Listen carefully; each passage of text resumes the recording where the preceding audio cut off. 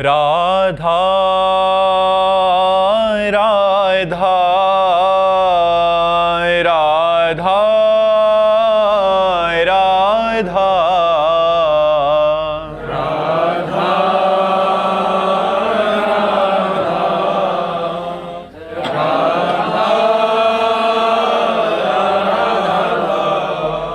राधा राधा हाय राधा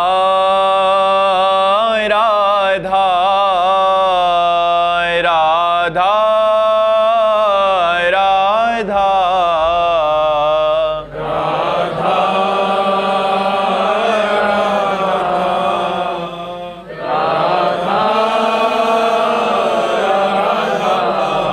हाय राधा राधा राधा राधा हाय राधा राधा राधा राधा राधा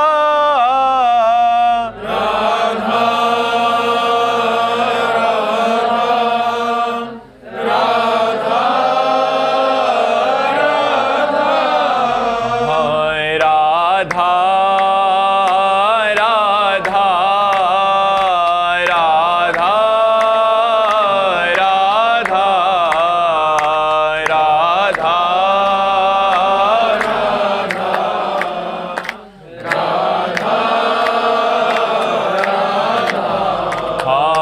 राधा राधा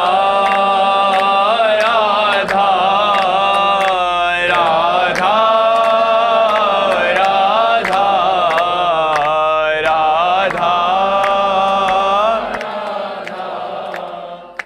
राधा राधा श्री राधा वल्लभ लाल की, समस्त संत हरि भक्तन की, श्री वृंदावन धाम की, सद्गुरुदेव भगवान की। महाराज जी, आपके चरणों में कोटि कोटि प्रणाम।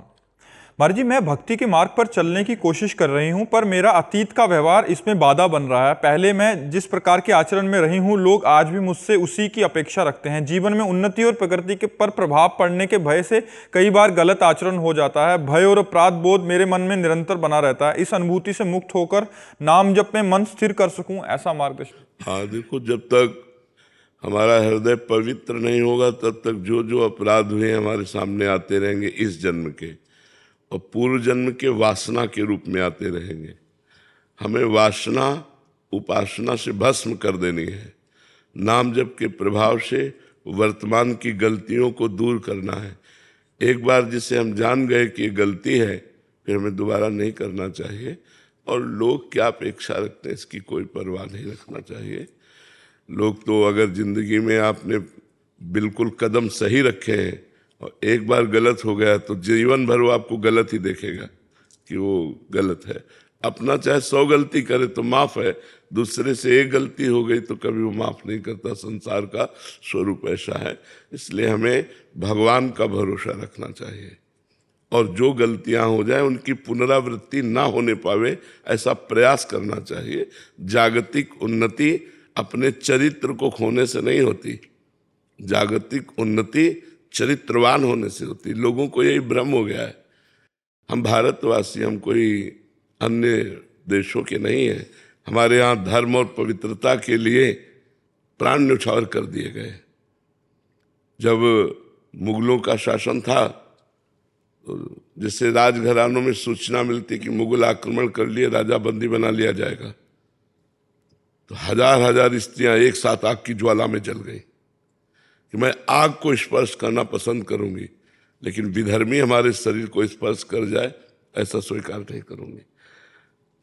एक किसी ने अंग्रेजी में लिखा है कि अगर आपका धन नाश हो गया तो कुछ नाश नहीं हुआ। Money is loss, nothing is loss. Health is loss, something is loss. और character is loss, everything is loss. हम लोग कैरेक्टर को कुछ समझ ही नहीं रहे, मनोरंजन समझ रहे हैं। आज जो बाहरी गंदगी है वो अपने देश में पधार रही है, ये बाहरी गंदगी है। हमारे यहाँ ऐसा नहीं है। हमारे यहाँ जिस पति को स्वीकार किया आजीवन, उसको स्वीकार करके निर्वाह किया गया है। हमारे यहाँ पतिव्रता हुई है, कहीं किसी पूरे विश्व में बताओ कोई पतिव्रता हुई। यहाँ भूखे रहना पसंद है लेकिन धर्म बेचना पसंद नहीं है। तो हमें लगता है कि हमसे जो गलतियां हो जाएं उनकी पुनरावृत्ति न की जाए और भगवान का भरोसा रखा जाए। उन्नति सदाचरण से होती है, जो असदाचरण से उन्नति होती है उसका परिणाम नाश होता है। जो सदाचरण से उन्नति होती है वो विकास को प्राप्त होती रहती है, वो विनाश को प्राप्त नहीं होती। इसलिए अपनी बुद्धि को शुद्ध रखा जाए। हमारा यदि चरित्र है तो सब कुछ है। हमारा चरित्र चला गया तो क्या। हम राम चरित्र का गायन करते हैं। रावण किस बात में कम था? भगवान रघुवंश में प्रकट होते हैं और वो उत्तम कुल पुलस्त कर नाती। महात्मा पुलस्त का नाती है, कोई साधारण नहीं है। उत्तम कुल पुलस्त कर नाती, जिस वंश को रघुवंश भी प्रणाम करता है उस वंश में उसका प्रादुर्भाव हुआ, पुलस्त ऋषि के कुल में। लेकिन उसे राक्षस कहा गया। किस कारण? आचरण, चरित्रहीनता के कारण उसे राक्षस कहा गया। वहां भी तो विभीषण जी भी तो प्रकट हुए उसी कुल में। भगवान उनसे कहते तुम सारीखे संत प्रिय मोरे, धरो देह नहीं आन नहीं हो रे। तुम्हारे जैसे संतों के लिए मैं अवतार लेता हूं, विभीषण जी से कह रहे हैं। उसी कुल में तो प्रकट हुए। उसे राक्षस कहा गया एक भाई को, और एक भाई को संत कहा गया। तो चरित्र, आचरण, व्यवहार, हमको चाहिए सब कुछ देकर चरित्र की रक्षा करना। चरित्र दे करके लौकिक उन्नति कोई खास बात नहीं है। इसलिए बहुत सावधान, विवेक के द्वारा चलिए। जो गलतियां हो गई वो हमसे भूल हुई, भूल को भगवान क्षमा करते हैं। भगवान का नाम जप कीजिए, नमक रोटी खाइए, लेकिन धर्म से चलना सीखिए तो आपको शांति मिलेगी, विश्राम मिलेगा। नहीं तो ये हमारे शब्द याद कर लीजिए, भय, चिंता, शोक, नकारात्मक विचार, आखिरी में डिप्रेशन, परिणाम। अगर गलत आचरणों में बढ़ते चले गए तो इस लाइन पर क्लियर बिल्कुल आप समझ लीजिए, यही लाइन चलेगी। भय, चिंता, शोक, नकारात्मक विचार, निगेटिव विचार इतने कि आप डिप्रेशन में पहुंच जाओगे। आखिरकार सोच बदल जाएगी कि ऐसा जीना भी क्या, और फिर आखिरी परिणाम बहुत भयावह होता है। इसलिए धर्म से चलो तो निर्भय, निश्चिंत, निशोक और अमरत्व, भगवान की प्राप्ति। नाम जप करो, अच्छे आचरण वाले बनो। लोगों के कहने से हमें कोई प्रभाव नहीं पड़ना। हमें अपना जीवन सुदृढ़ अपने लिए रखना चाहिए कि हम जैसे हैं हमारे भगवान जानते हैं। ये क्या कहता है इस बात पर हमें ध्यान नहीं देना। लोगों की बातों के लिए जीते हैं कि लोग हमें अच्छा कहें। आप अच्छे जियो, पूरा संसार अच्छा कहेगा, आज नहीं तो कल कहेगा। चलो तो सही ढंग से चलो जी। केदार सिंह जी दिल्ली से। राधे राधे। राधे राधे महाराज जी। महाराज जी, आत्मबोध, ज्ञान प्राप्ति के पश्चात अंतर यात्रा और परमानंद की अनुभूति बनाम नाम जप की निरंतरता, इन दोनों मार्गों की सार्थकता और प्रभाव में क्या भिन्नता है महाराज जी? जब हम नाम जप करते हैं तो हमारी बुद्धि पवित्र हो जाती है। जब सब पाप नष्ट हो जाते हैं तब हमारी बुद्धि में विवेक का उदय होता है। विवेक लोक परलोक के भोगों से वैराग्य दिलाता है, और जब वैराग्य दृढ़ होता है तो ब्रह्मबोध प्रदान करने वाला ज्ञान प्रकट होता है। उसी ज्ञान से इस अनात्मा शरीर से राग नष्ट करके अपने स्वरूप बोध में स्थित हो जाता है महात्मा। वही महात्मा है जो स्वरूप बोध में स्थित है। बाहरी वेशभूषा को महात्मा नहीं कहते, आंतरिक स्थिति को महात्मा कहते हैं। तो नाम जप के बिना संसार का चिंतन नहीं छूटेगा। संसार का चिंतन जब तक नहीं छूटेगा तो चिंतन के द्वारा राग बना रहेगा। इसलिए उसे वैराग्य ना होने के कारण शुद्ध ज्ञान नहीं होगा। और भगवान का नाम सच्चिदानंदमय है, तो जब सच्चिदानंद का चिंतन होगा तो जगत का चिंतन छूटा तो सच्चिदानंद के चिंतन से ज्ञान और जगत के चिंतन से अज्ञान। तो ज्ञान से स्वरूप बोध, ज्ञान से संपूर्ण लोक लोकांतरों में एक ही परम तत्व विराजमान है, ऐसा बोध। किसका प्रश्न है? समझ में आ रही बात? इसलिए नाम जप की अत्यंत आवश्यकता है। बिना भगवान का नाम जप किए न वैराग्य दृढ़ होगा, न भक्ति दृढ़ होगी, न ज्ञान दृढ़ होगा। देखो सनक सनंदन सनातन सनत कुमार ये आत्मबोध संपन्न महापुरुष है, तो हर समय रटते रहते हैं हरि शरणम हरि शरणम हरि शरणम हरि शरणम। भगवान शंकर बोध प्रदान करने वाले जगत गुरु हैं, आत्मज्ञान प्रदान करने वाले जगत गुरु हैं। हर समय भगवान का नाम जपते रहते हैं, भगवान का चरणोदक गंगा जल अपने माथे पे धारण करते हैं। तो चाहे ज्ञान हो, भक्ति हो, वैराग्य हो, बिना भजन के नहीं प्राप्त होता। केवल पढ़ लेने से या सुन लेने से या प्रवचन कर लेने से आत्मबोध नहीं होता, उसके लिए भजन करना पड़ता है। समझ में आई बात? अविनीश जी दिल्ली से। राधे राधे महाराज जी। महाराज जी, सच्ची भक्ति की पहचान क्या होती है? तदर्पिता अखिलाचारिता तत्स्मरणेन परम व्याकुलते थी। समस्त आचरण भगवान के अनुकूल और एक क्षण के लिए भगवान का विस्मरण होना, प्राण व्याकुल हो जाना। जैसे मछली को जल से अलग करो तो तड़पने लगती है, ऐसे भगवान को भूल जाने पर एक तड़पन पैदा होना। मैं कैसे भूल गया? भगवान का तद विस्मरणेन परम व्याकुलते थी। भगवान का विस्मरण होने पर हृदय व्याकुल हो जाए और जितने आचरण हैं, जितने कर्म हैं, वो सब भगवान को समर्पित हो। भगवान को समर्पित कर्म वही होते हैं जो पापाचरण नहीं होते। तदर्पिता अखिलाचारिता, अखिल माने सब, सब आचरण भगवान को समर्पित हो, अर्थात परम पवित्र आचरण हो और निरंतर भगवान का सुमिरन हो। जरा सा विस्मरण हो जाने पर हमारा हृदय व्याकुल हो जाए, ये उत्तम भक्ति की पहचान है। उत्तम भागवत वही है जो त्रिभुवन की राज्य लक्ष्मी देने पर भी आधे पल के लिए भगवान का विस्मरण नहीं करता। अगर त्रिभुवन की राज्य लक्ष्मी जी जाए तो और कहा जाए कि आधे पल के लिए भगवान का भजन छोड़ दो, तो वो नहीं छोड़ेगा। उसे ही उत्तम भागवत कहते हैं। उत्तम भागवत वही त्रिभुवन की राज्य लक्ष्मी देने पर भी आधे पल के लिए भगवान का विस्मरण न करे, इतनी आसक्ति हो जाए भगवान में, उसे ही कहते हैं उत्तमा भक्ति। उत्तम भक्ति का स्वरूप, इसी से प्रेम लक्षणा भक्ति का प्रादुर्भाव होता है। प्रेम इसी से प्रकट होता है। समझ पाया? वीरेंद्र जी करनाल से।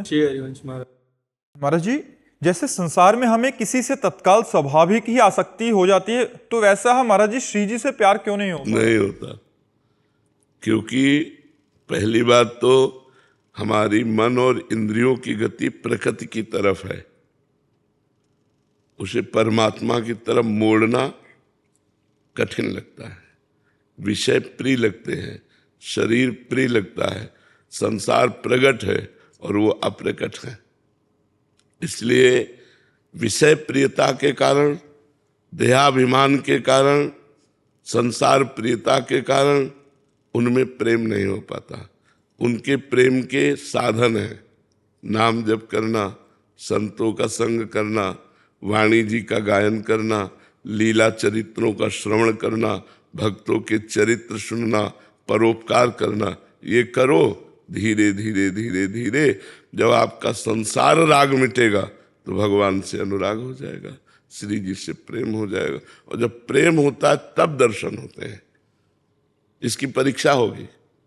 जगत के भोग और जगत की रूप दिए जाएंगे और आप जब ना कर देंगे, उसमें पास हो जाएंगे, तो आपको प्रेम हो जाएगा भगवान से। कोई खेल तमाशा है? भगवान है, अखिल लोकों के स्वामी है, उनसे प्यार करने के लिए हम उनके आशिक हैं, तो उसके लिए फिर तैयारी करनी होती है। तैयारी संत जन कराते हैं। नाम जप करो, गंदे आचरण छोड़ो, शास्त्रों का स्वाध्याय करो, हर समय पवित्र विचार वाले, पवित्र भोजन वाले, पवित्र आचरण वाले, तब परम पवित्र भगवान की तरफ हम चलते हैं। तो चलते रहो, नाम जप करते रहो, चलते रहो। धीरे धीरे जब हृदय पवित्र होगा तब श्री जी से प्रेम हो जाएगा। ऐसे थोड़ी श्री जी कोई संसारिक व्यक्ति थोड़ी है, लालजू की प्राण है। लाल बिहारी को प्राण जीवन धन, वार पियत नित पानी, मेरी महारानी श्री राधा रानी। तो इसलिए बहुत धैर्य पूर्वक चलना होता है, लंबे समय तक कष्ट सहकर चलना होता है, काम क्रोध आदि विकारों से बचना होता है, तब जाके कहीं श्री जी से अनुराग होता है। सत्यम जी। राधे राधे महाराज जी। महाराज श्री, आपने एक बार सत्संग में बताया था कि कोई व्यक्ति ये 10 नामापराध करता है तो उसको नाम जप का फल नहीं मिलेगा, किंतु महाराज जी उस व्यक्ति ने वो नामापराध नाम जप शुरू करने से पहले करे हो, तो महाराज जी अगर बीच में भी करे हो, मान लो पहले की बात क्या, बीच में भी करे हो और उसको पश्चाताप हो रहा है कि मेरे से गलती हो गई, तो नाम कीर्तन कर रहा है, नाम जप कर रहा है, तो सब बराबर हो जाएगा, ठीक हो जाएगा, चल देगा। पहले की तो बात जाने दो, वर्तमान में भी हो जाए, मनुष्य है हम, हमसे गलती हो सकती है, तो उसका प्रायश्चित भी है। नाम कीर्तन आधा घंटा किया और अंदर से दाह पैदा हुआ, अंदर जो जलन होती है उससे अपराध मोचन हो जाता है। और नाम कीर्तन सर्व पाप नाश करने की सामर्थ्य रखता है। नाम जप चल रहा तो नाम जप और नाम कीर्तन से नामापराध नष्ट हो जाते हैं। लेकिन जानबूझकर नामापराध ना करे। स्वयं अगर कोई ऐसी कुसंगवशात चेष्टा बन जाए तो हमको नाम जप नाम कीर्तन से उसे नष्ट कर देनी चाहिए, चिंता नहीं करनी। अनीता जी, गुजरात। श्री हरिवंश महाराज जी। महाराज जी, गजेंद्र मोक्ष स्त्रोत के परिचय में लिखा है कि जो मनुष्य रात्रि के शेष अथवा ब्रह्म मुहूर्त के प्रारंभ में जगकर इस स्त्रोत का पाठ करता है तो उसे मृत्यु के समय निर्मल मति अपनी स्मृति प्रदान करता है और वो मनुष्य भगवान को प्राप्त करता है। महाराज जी, मेरा निवेदन है कि आप इस मुहूर्त के समय अर्थात कितने बजे से कब तक ये समय रहता है ब्रह्म मुहूर्त? ब्रह्म मुहूर्त तो 4 बजे से माना जाता है, प्रातःकालीन ब्रह्म मुहूर्त 4 बजे से माना जाता है। जो 4 बजे हैं जब प्रातःकालीन, तब माना जाता है। देखो, हर स्तोत्र का एक फल है। कोई भी स्तोत्र पढ़ो तो उसकी फल स्तुति लिखी है, लेकिन सब स्तोत्रों का फल है निरंतर भजन करना। अगर हम निरंतर भजन नहीं करते तो भगवान की प्राप्ति कठिन है। हम 40 मिनट 50 मिनट में गजेंद्र मोक्ष का पाठ कर लिया, इसके बाद विषय चिंतन कर रहे हैं, संसार के खेल खेल रहे हैं, संसारिकता में कैसे बात बनेगी? भगवान तो कहते हैं अनन्यश्चिन्तयन्तो माम ये जना पर्युपासते, जो मेरा अनन्य चिंतन करते हैं, मेरी अनन्य उपासना करते हैं, मैं उनको प्राप्त होता हूँ।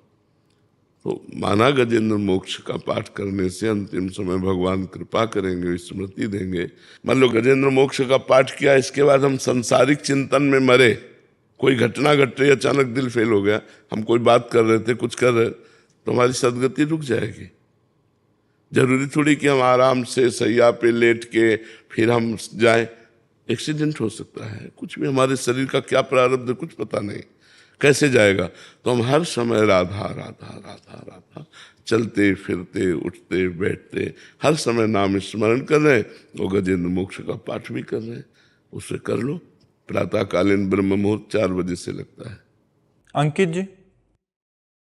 राधे राधे महाराज जी। महाराज जी, पिछले 2 साल से आपको सुन रहा हूं, नाम जब भी निरंतर करने का प्रयास कर रहा हूं। आपके श्रीमुख से सुना है कि भगवत प्राप्ति के लिए गुरु बनाना और गुरु मंत्र लेना ज्यादा लाभदायक है, परंतु महाराज जी इस बात का डर रहता है कि कहीं गुरु दीक्षा लेने के बाद ग्रस्त में रहते हुए कोई नियम टूट जाए, उससे पाप लगेगा।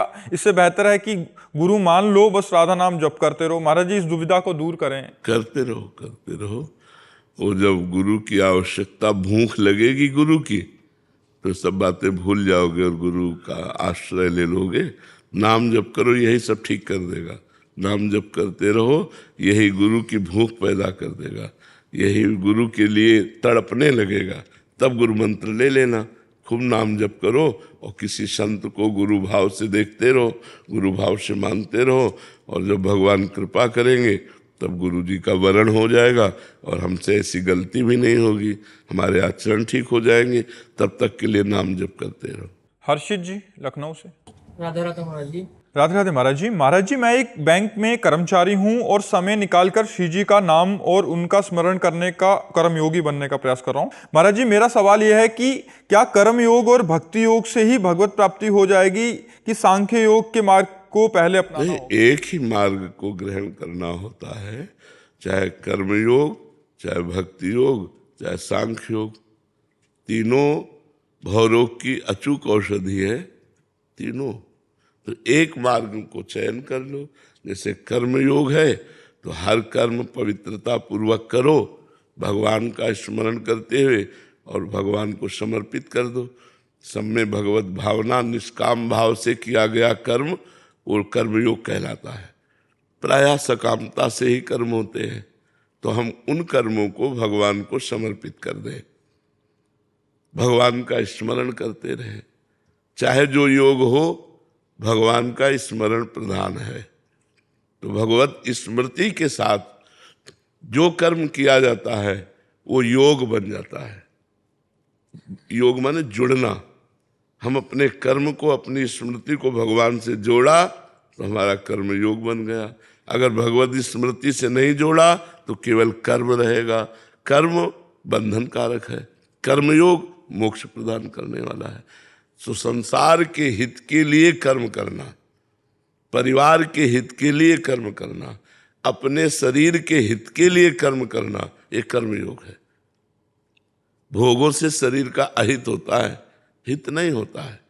तो ये विचार करके भगवत स्मृति युक्त होकर हर कर्म भगवान को अर्पित करते हुए चलो, तो आपका कर्मयोग पुष्ट हो जाएगा। किसका प्रश्न है, समझ पा रहे हैं आप? जी, श्री भागवत गीता में लिखा है कि सांख्य योग का पालन करेंगे तो कर्म योग योगी बनना आसान हो जाएगा। इसका दो मार्गों में एक व्यक्ति नहीं चल सकता। दो मार्गों में सांख्य योग जब हम ग्रहण करेंगे तो उसमें तत्व विचार है। तत्व विचार, आत्म तत्व का चिंतन, और वही ब्रह्ममय हूं जिसकी खोज की जा रही है। उसमें सर्वस्व का त्याग करके अपने स्वरूप में स्थित होना है। इसमें सर्वस्व का समर्पण करके भगवान में स्थित होना है। अंतर हो जाएगा ना, दासोहम और शिवोहम। मैं चराचर जगत का सेवक हूं, यह है कर्मयोग। जो चराचर में आत्म तत्व विराजमान वही मैं हूं, यह है सांख्य योग। जो चराचर का स्वामी है, चराचर में व्याप्त है, मैं उसका प्रेमी हूं, मैं उससे प्रेम करता हूं, मैं उसकी आराधना करता हूं, उपासना करता हूं, ये भक्ति योग है। वो एक मार्ग में एक समय चला जा सकता है, और बहुत मार्गों की जानकारियां एकत्रित करके चलना, एक कदम नहीं तो उससे लाभ नहीं मिलेगा। हर कर्म को भगवान को समर्पित करते हुए जितना समय आप अधिक से अधिक सुमिरन में लगाए। मान लो बैंक में हो तो हर समय कार्यरत नहीं हो, जब कार्यरत हो तो समय भगवान को समर्पित कर दो, जब खाली हो तो नाम जप करते रहो भगवान का। तो ये सहज सरल, इससे जो ज्ञान प्रकट होगा वह अज्ञान का नाश कर देगा। और अगर आप बहुत मार्गों की जानकारी कर लेंगे तो कटिंग शुरू हो जाएगी दिमाग में, किस पे चलूं, कैसे चलूं, क्या करूं। तो एक जैसे जंगल में पहुंचा हुआ व्यक्ति जिसको ज्ञान नहीं है और बहुत से मार्ग हैं, वो भूल जाएगा, भटक जाएगा। एक मार्ग पकड़ लो, तुम्हें बिल्कुल इस संसार रूपी जंगल से बाहर कर देगा, चाहे भक्ति योग, चाहे कर्मयोग, चाहे सांख्य योग। गोवर्धन गिरधारी जी राजस्थान से। राधे राधे महाराज जी। महाराज जी आपके चरणों में दंडवत प्रणाम। महाराज जी, भक्ति, ज्ञान एवं वैराग्य जीवन में आता तो है पर टिकता नहीं है, इन्हें स्थायी रूप से बनाए रखने के लिए क्या करें? भगवत स्मृति। जो स्थायी ज्ञान न हो उसे ज्ञान नहीं कहते, जो स्थायी भक्ति न हो उसे भक्ति नहीं कहते, जो स्थायी वैराग्य न हो उसे वैराग्य नहीं कहते। क्षणिक वैराग्य, क्षणिक ज्ञान, फिर विषयों में प्रीति, ये शुद्ध ज्ञान नहीं है। श्रद्धावान लभते ज्ञानम तत्परा संहितेन्द्रिया। एक एक शब्द पर ध्यान दीजिए। श्रद्धावान लभते ज्ञानम तत्परा संहितेन्द्रिया, ज्ञानम लब्ध्वा पराम शांति मचिरेणाधि गच्छति। जो हमें शास्त्र ज्ञान प्राप्त हुआ है, श्रद्धा विश्वास पूर्वक हमको उसे अपने आचरण में उतारना चाहिए। जितेंद्रिय मनोनिग्रही होना चाहिए, संयतेंद्रिय अपनी इंद्रियों का संयमन करना चाहिए, बहिर्मुख इंद्रियों को अंतर्मुख करके परमात्म चिंतन में तन्मय होना चाहिए। तब जो शुद्ध ज्ञान प्रकट होगा उसके द्वारा मायामल का नाश हो जाएगा। श्रद्धावान लभते ज्ञानम तत्परः संयतेंद्रिया, जो ज्ञान हमें प्राप्त हुआ उसके परायण हो और अपनी इंद्रियों को विषयों से हटाकर परमात्मा में लगाएं तो शुद्ध ज्ञान प्रकट होगा, परम शांति की प्राप्ति हो जाएगी। जी मोहित अग्रवाल जी, महाराज जी, क्या हर व्यक्ति का एक निश्चित उद्देश्य लेकर जन्म होता है? उद्देश्य यहां बनाया जाता है, संग से उद्देश्य की पूर्ति होती है। हम जैसे माहौल में होते हैं वैसा हमारा उद्देश्य बन जाता है। माता पिता, पड़ोस, मित्र, ये हमारे उद्देश्य के जनक होते हैं। यदि हमें सात्विक वातावरण मिला तो भागवतिक उद्देश्य बन जाएगा। यदि हमें रजोगुणी तमोगुणी संग मिला तो जागतिक उद्देश्य बन जाएगा। उद्देश्य लेकर जन्म नहीं होता, प्रारब्ध लेकर जन्म होता है। प्रारब्ध में दो कर्म होते हैं, एक शुभ और एक अशुभ, उनके दो परिणाम होते हैं, एक सुख और एक दुख। लेकिन उद्देश्य संग से बनता है। जैसे साधु संग मिल गया तो भगवत प्राप्ति का उद्देश्य बन गया, कुसंग मिल गया तो भोगों का उद्देश्य बन गया। उद्देश्य संग से प्रकट होता है। इसलिए भगवान कृपा करें और हमें उत्तम संग की प्राप्ति हो, जिससे हमारा उद्देश्य उत्तम बन जाए, भगवत प्राप्ति का बन जाए। उद्देश्य लेके जन्म नहीं होता, उद्देश्य जन्म के बाद होता है। जहां हमें जैसा वातावरण मिलता है हमारा वैसा उद्देश्य बन जाता है। रोहिणी जी, राधे राधे महाराज जी। महाराज जी, मेरा प्रश्न है कि संसार के सभी दायित्व को निभाते हुए संसार के हर कण कण में, हर वक्त, हर घड़ी, हर पल श्री ठाकुर जी के दर्शन एवं स्मृति हम किस प्रकार कर सकते हैं? पहली बात, संतों का संग करो। दूसरी बात, भगवान की लीला कथा सुनो। तीसरी बात, गुरु चरणों में दृढ़ अनुराग मान त्याग करके करो। चौथी बात, भगवान की लीलाओं का गायन करो। पांचवी बात, दृढ़ विश्वास रख करके भगवान के नाम और मंत्र का जप करो। छठवीं बात, बहुत सहनशील गंभीर भाव से रहना चाहिए, हमारे आंतरिक भावों को कोई जान न पावे। सातवीं बात, सब में भगवान को देखने का अभ्यास करना चाहिए। आठवीं बात, जैसे भगवान रखें उसी में संतुष्ट रहना चाहिए। हमारा व्यवहार सरल, छलहीन और भगवान में दृढ़ विश्वास हो। ये 9 बातें हो तो हमारे को भगवत दर्शन की सामर्थ्य प्राप्त हो जाएगी। यदि हम नियम पूर्वक इन 9 बातों को अपने जीवन में उतारें तो हमारे हृदय में वो ज्ञान प्रकट हो जाएगा, जिन ज्ञान चक्षुओं से कण कण में भगवान का दर्शन होता है। और अपने दायित्वों का पालन करें धर्म पूर्वक पालन करके उसे कृष्णार्पणम मस्तु कर दे, उन कर्मों को भगवान को समर्पित कर दे। तो समर्पण से और इस 9 प्रकार की भावना से हमारे हृदय में दिव्य ज्ञान, दिव्य भक्ति का उदय होता है, जिससे भगवत साक्षात्कार की योग्यता आती है कि कण कण में हम भगवान को देख सकें। सीवी पराशर जी, फरीदाबाद से। राधे राधे महाराज जी। महाराज जी, आपके चरणों में कोटि कोटि वंदन। गुरुजी, जैसे कि हमने श्री गीता जी में पढ़ा है कि कर्मों का फल तो अवश्य भोगना ही पड़ता है, तो महाराज जी, क्या शरणागति उपरांत कर्म बंधनों से बचा जा सकता है? कर्म बंधन कट जाते हैं, लेकिन प्रारब्ध भोग भोगना पड़ता है। जिससे शरीर की रचना हुई है, शरणागति तो आज हुए हैं, शरीर की रचना तो पहले हो चुकी है ना।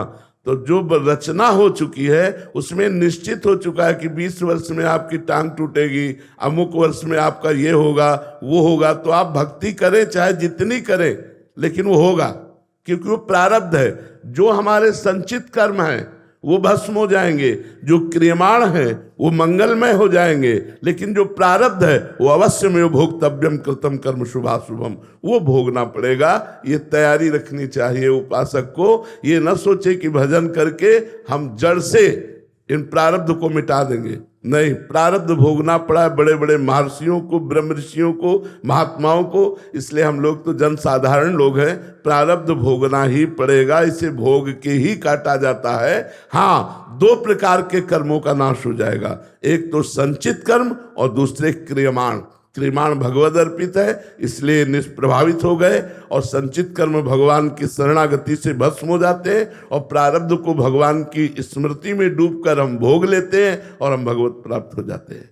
समझ में आई बात? अनिल सिंह जी बिहार से। राधे राधे महाराज जी। महाराज जी, प्रेम और मोह में अंतर कैसे समझें? शरीर को लेकर जो होता है उसे मोह कहते हैं, स्वरूप को लेकर जो होता है उसे प्रेम कहते हैं। शरीर को लेकर के जो होता है, प्रकृति को लेकर जो होता है उसे मोह कहते हैं, परमात्मा को जो लेकर होता है उसे प्रेम कहते हैं। इसलिए यहां कहीं कोई प्रेम नहीं करता। यहां काम है, राग है, मोह है, आसक्ति है, प्रेम नहीं है। जहां कहीं भी तुम्हें दिखाई दे रहा है जो दो व्यक्तियों के बीच में, वो काम है। मैं आपसे प्यार करता हूं, आप मुझसे प्यार कीजिए। मैं आपसे प्यार करता हूं, आप मेरी बात मानिए।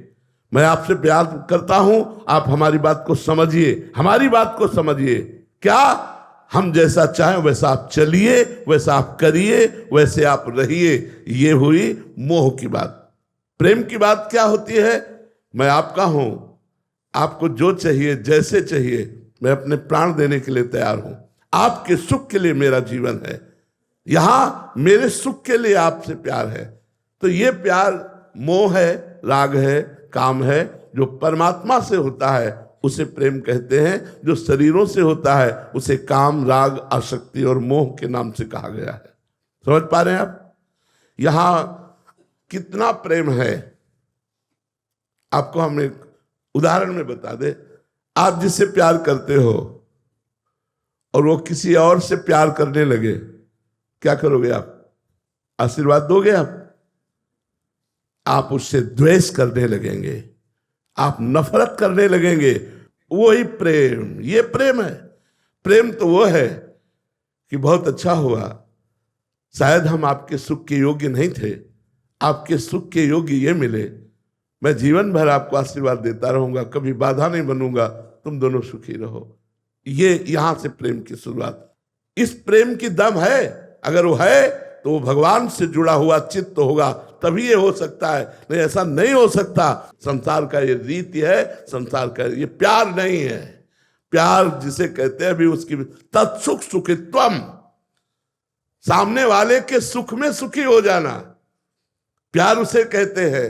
प्रतिक्षण वर्धमानम, कुछ भी करो हमारा प्यार तुम्हारे प्रति बढ़ता चला जाएगा। एक मुस्कुराहट में प्राण त्यागने की इच्छा होती है, प्रेम उसे कहते हैं।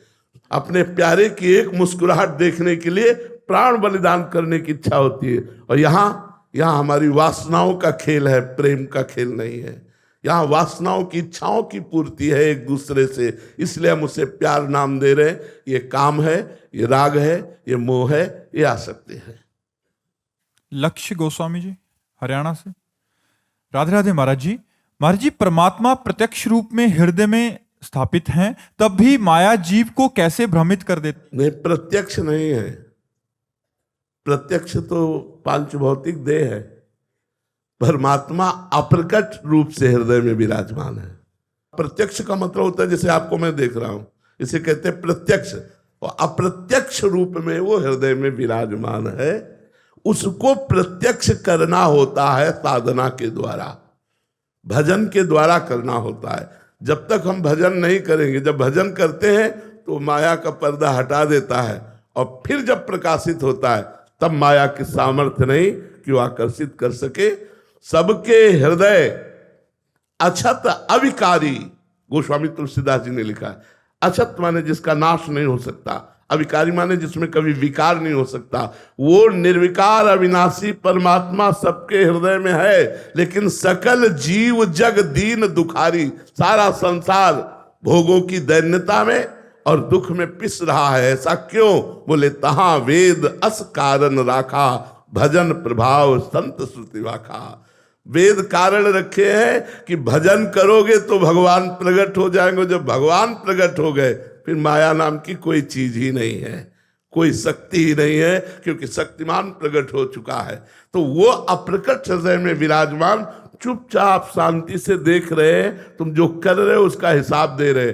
अब उनकी शरण में होकर उनको प्रकट करना, भय प्रकट कृपाला दीन दयाला। जब वो दीन दयाल हृदय में प्रकट हो जाते हैं, तब माया का आकर्षण नष्ट हो जाता है। समझ पा रहे हैं आप हमारी बात? निकिता जी मोहाली पंजाब से। राधे राधे महाराज जी। महाराज जी, केवल वाणी से कह देना कि हम श्री जी को समर्पित हैं, क्या यही वास्तविक समर्पण है? नहीं नहीं नहीं नहीं। तन वांग मनोभिरमले सोहम तवि वाश्रिता। वाणी से, मन से, तन से और अहंकार से, स्वयं से जब हम प्रभु की शरण में होते तब वास्तविक शरणागति होती है। वचन से हमने कहा कि मैं श्री जी का हूं, तो जीवन में ये बात ध्यान रखना, तुम्हारे वचन से नहीं निकलना चाहिए किसी और के सामने कि मैं आपका हूं। तब वचन की शरणागति पूर्ण हुई कि मैं श्री जी का हूं, श्री जी का ही रहूंगा। फिर शरीर के द्वारा जितने आचरण है वो सब श्री कृष्ण अनुकूल लेन, प्रभु के अनुकूल, प्रियाजू के अनुकूल हो। फिर मन का संकल्प विकल्प प्रिया प्रीतम की सेवा के लिए हो, और फिर स्वयं में दासत्व आ जाए कि मैं महारानी जी का दास हूं, मैं प्रियाजू का दास हूं। बस फिर शरणागति का जो रंग चढ़ेगा वो परमानंदमय होगा, वो महासुखमय होगा। पर किसी महापुरुष के संग से ही ये तन मन वचन सब समर्पित होते हैं, नहीं तो अहम की लीला चलती रहती, शरणागति नहीं हो पाती। श्री राधा वल्लभ लाल की। सुरेंद्र जी गुरुग्राम से। राधे राधे महाराज जी। महाराज जी, मोह को त्याग कर भगवत प्राप्ति कैसे होगी महाराज जी? बिना मोह के बच्चों का पालना कैसे करें, उनकी परवरिश कैसे करें महाराज जी? मोह त्यागने का कोई सरल उपाय है क्या? देखो, कठिन लग रहा है। जो तुम्हें लग रहा है कि बिना मोह के हम अपने बच्चों का पालन नहीं कर सकते, ये तुम्हारा भ्रम है। मोह श्रेष्ठ है या प्रेम श्रेष्ठ? विचार कर। मोह मलिन होता है, प्रेम निर्मल होता है। यदि हम अपने बच्चे से प्रेम करें कि मेरे भगवान मेरे बच्चे के रूप में आए, क्या इससे बढ़कर के कोई भाव हो सकता है? हम अपने बच्चे को इससे बढ़कर क्या प्यार कर सकते हैं कि हम उसे अपना भगवान मानते हैं?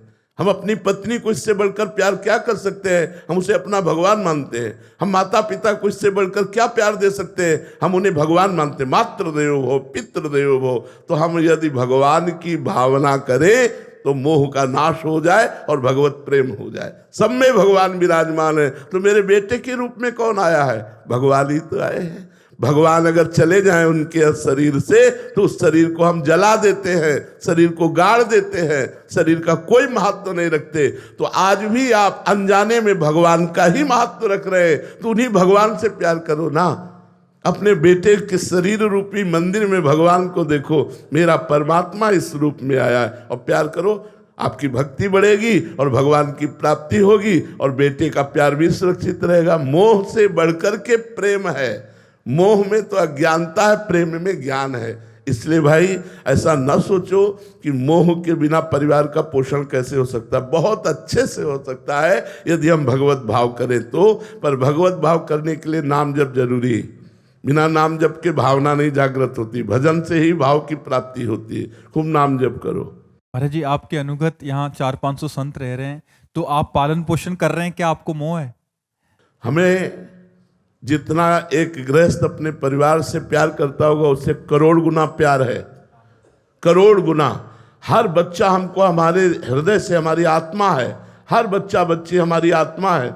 लेकिन हम कभी पास नहीं बैठते, कभी हम ये नहीं कहते, दुलार नहीं करते, लेकिन हृदय से हमारा चिंतन, जैसे कछुआ अपने अंडे को जल में रह कर के चिंतन के द्वारा उसे परिपक्व कर देता है, ऐसे हम चिंतन के द्वारा अपने शिष्य या अपना परिकर या जो जहाँ भी रह रहा है वो चिंतनी शक्ति के द्वारा हम अपनी आत्मा मानते हैं। हम इनको बहुत प्यार करते हैं, पर हम प्रगट में प्यार नहीं करते। महाराज जी, ये तो बहुत बड़ा उदाहरण है कि बिना मोह के इतने जनों का पालन पोषण हो। और हर बच्चा अगर वो ईमानदारी से सत्य मार्ग में लगा है तो उसको अनुभव होगा कि मुझसे बहुत प्यार करते हैं। सबको अनुभव होगा जितने हैं कि हमको बहुत प्यार करते हैं, ये अनुभव होगा। जबकि हम कभी किसी से नहीं कहते हम तुम्हें प्यार करते हैं, कभी नहीं कहते, कभी पास बैठकर दुलार नहीं करते, और जब पास मिलेंगे तो बस एक दृष्टि से देख लिया, बस इतना ही बहुत हो गया।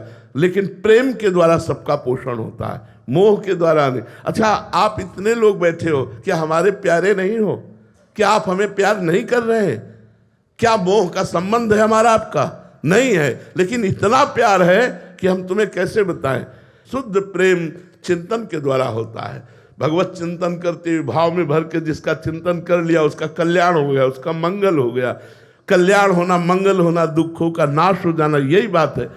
ऐसे लाखों लोग हैं जो देश विदेश में रह रहे हैं। हो सकता है मैं उनको बाहरी ना पहचानता हूं, लेकिन वो भाव कर रहे हैं और उनका परिवर्तन हो रहा है, क्योंकि आंतरिक चिंतन से परिवर्तन हो रहा है। उसे प्रेम कहते हैं। जी, वास्तविक प्रेम तो गुरु ही कर सकते हैं। भगवान और गुरु अभेद है, इसलिए हम गुरु जी से भी मानते हैं कि भगवान और गुरु वो सर्वज्ञ हैं, वो अखंड मंडल में व्याप्त हैं। जैसे भगवान ऐसे गुरुदेव, तो वास्तविक प्रेम तो भगवान और गुरुदेव ही करते हैं। और तो सब माया का खेल है, भगवान की आसक्ति का खेल है। सब एक दूसरे की आसक्ति में बंधे हुए पशु पक्षी तक अपने बच्चे से प्रेम करते हैं। लेकिन सबको अपना बच्चा मानकर, सबको अपनी आत्मा मानकर, ये तो कोई महात्मा ही प्रेम कर सकता है। सबको बराबर प्रेम देना, इनमें से कोई ऐसा नहीं जो अपरिचित हो हमारे लिए।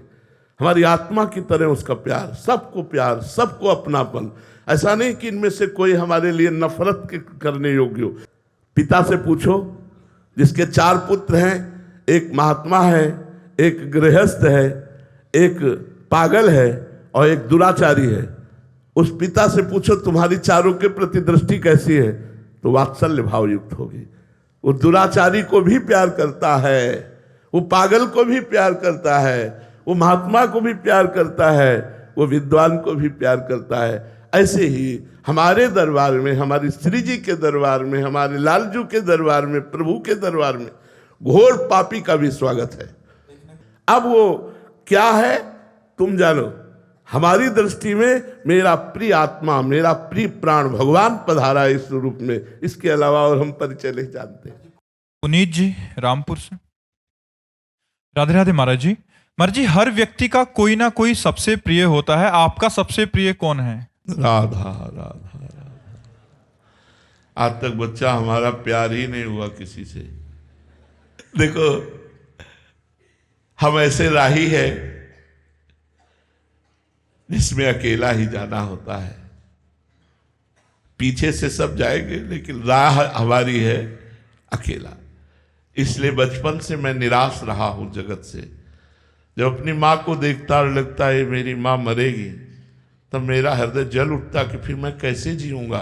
तो जैसे हमारा मन गया कि मेरे पिताजी ये मरेंगे, फिर निराश हुआ। तो हम किससे प्यार करें, किससे प्यार करें? यहाँ तो सब कोई बिछुड़ने वाला है, सब कोई मरने वाला है, सबको अपने मन की बात माननी। मेरे मन की चाह को कौन पूर्ण करेगा? तो निष्कर्ष निकला श्री भगवान। तो बचपन से लेकर के आज तक हमारा कोई एक दोस्त नहीं है कि ऐसे मिलाने वाला, एक भी दोस्त नहीं। अकेला जीवन व्यतीत करते करते भगवान ही संभालते हुए चले आए। जहाँ जहाँ हमारे कदम लड़खड़ाए वहाँ भगवान सहयोग दिए और हमको आगे बढ़ाए। तो हमारी प्रिय, तो हृदय की बात कहता हूँ, प्रिय शब्द तो सिर्फ राधा किशोरी के चरणों में है। हमारा प्रिय शब्द जो है कि आपका प्यार क्या है, आपके प्रिय कौन है, तो किशोरी जी हैं। और किशोरी जी के नाते से हम आप सबको बहुत प्यार करते हैं, सबको प्यार करते हैं। हमारी पहचान यही है सबके बीच में। हमारा नाम क्या है जानते हो? प्रेमानंद। तो हमारे पास है क्या? प्रेम आनंद। प्रेम कौन है? प्रिया जी। आनंद कौन है? लाल जी। तो प्रेमानंद मतलब प्रियालाल। प्रियालाल की चर्चा, प्रियालाल का नाम, प्रियालाल का धाम, प्रियालाल के गुण और प्रियालाल के संबंध से हम आप सबको बहुत प्यार करते हैं कि आप हमारी श्री जी की बातें सुनने आए, आप श्री जी के संबंध से आए। इसलिए हम भगवत स्वरूप मानकर सबको प्यार करते हैं। वैसे हमारा केवल प्यार शब्द एक ही जगह है, राधा किशोरी के चरणों में। अब कितना है वो ये वो जाने, उनके लायक है कि नहीं ये वो जाने, पर वो समिट करके अब कहीं नहीं है, केवल श्री जी के चरणों में है। सचिन जी शिमला हिमाचल से। राधे राधे महाराज जी। महाराज जी, आपके चरणों में दंडवत प्रणाम।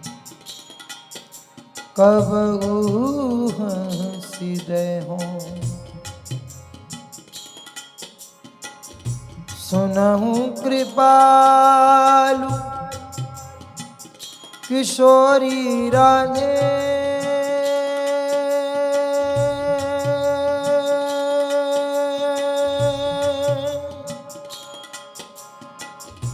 सुनहु कृपालु किशोरी राधे राधे राधे राधे राधे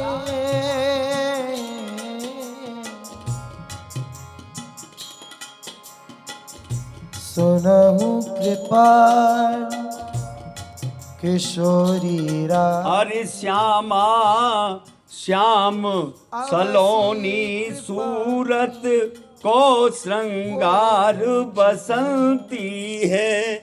अरे माथे चंदन लाग्यो बसंती पट पीतांबर कस्यो बसंती गुंजमाल गल सो है फूलन हार बसंती है। श्यामा श्याम सलोनी सूरत और है रही सब मर्याद बसंती बोल रहे सब बोल बसंती पहन रहे ये बसंती जो मैं देख रहा हूँ ना बसंती बसंती हाँ पहन रहे सब वस्त्र बसंती। अरे चंद्र कला की चटक बसंती मुख मुरली की मटक बसंती। अरे घासी राम हमारे बुजुर्ग घासी राम नाम चीतरमल सार बसंती है। बाबा मुंह पे भजन तो हो ना है। अरे आप ब्रजवासी भजन स्वरूप हो, आपका भजन क्या आप भजन। मेरी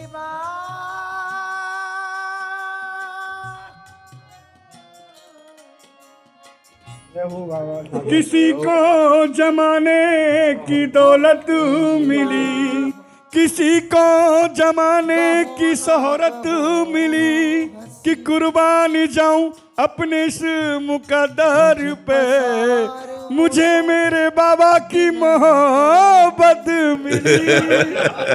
मेरा मन गिरवी धरो श्री लाड़ो के पास और प्रेम ब्याज तिनी जोड़ी लाड़ो ना छूटन की आस हे लाड़ो तेरे चरणन की रज पाऊं किशोरी तेरे चरणन की रज पाऊं बैठो रहूं कुंजन के कोने श्याम राध का गाऊं या रजकूं ब्रह्मादिक तरसत वो रज शीस चढ़ाऊं और व्यास स्वामिनी की छब निरखत विमल विमल यश गाऊं। बोल गिरिराज की जय। तुम ही सो सब जग सो संबंध छुड़े हो इतना तो कबहू हंस दे हो।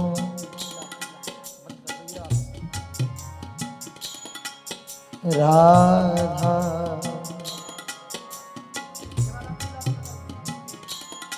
राधा राधा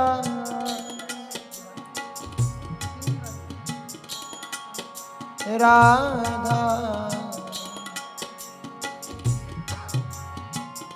राधा राधा ओ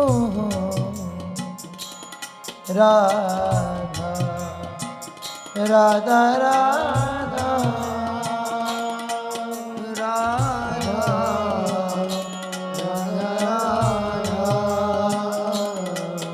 राधा राधा राधा श्री राधा राधा राधा राधा श्री राधा राधा राधा राधा श्री राधा राधा राधा राधा श्री राधा राधा राधा राधा श्री राधा राधा राधा राधा श्री राधा राधा राधा राधा श्री राधा राधा राधा राधा श्री राधा राधा राधा राधा श्री राधा राधा राधा राधा श्री राधा राधा राधा राधा